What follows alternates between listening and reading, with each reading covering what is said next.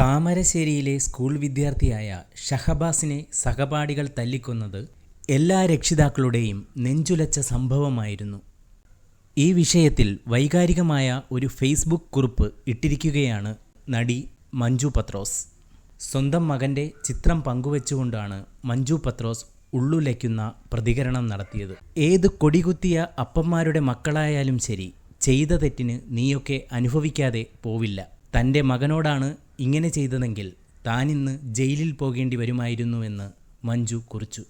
ജയിലിൽ പോകേണ്ട ആ സാഹചര്യത്തെക്കുറിച്ച് എന്തിനെന്ന് പറയേണ്ടതില്ലല്ലോ എന്നെഴുതിയാണ് കൊല്ലപ്പെട്ട ഷഹബാസിനോട് മാപ്പ് പറഞ്ഞുകൊണ്ട് മഞ്ജു പത്രോസ് കുറിപ്പ് അവസാനിപ്പിച്ചത്.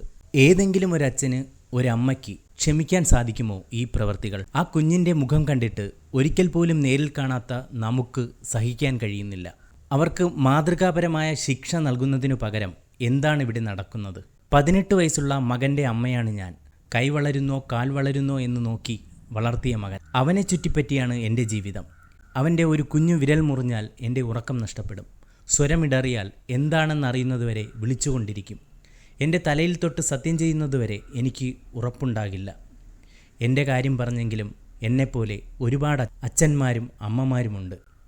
അങ്ങനെയുള്ള ഒരമ്മയ്ക്കും അച്ഛനുമാണ് അവർക്ക് അവരുടെ പറക്കമുറ്റാത്ത മകനെ നഷ്ടപ്പെട്ടതല്ല, നഷ്ടപ്പെടുത്തിയത്.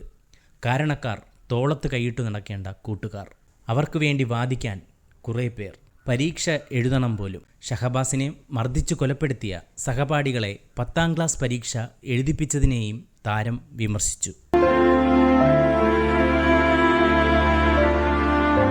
ഈ വാർത്ത ഇഷ്ടമായാൽ ലൈക്ക് ചെയ്യൂ, ഷെയർ ചെയ്യൂ. നിങ്ങളുടെ അഭിപ്രായം കമൻ്റായി രേഖപ്പെടുത്തൂ. സബ്സ്ക്രൈബ് ചെയ്യൂ. സൈബർ വിലാസം മീഡിയ നെറ്റ്വർക്ക്.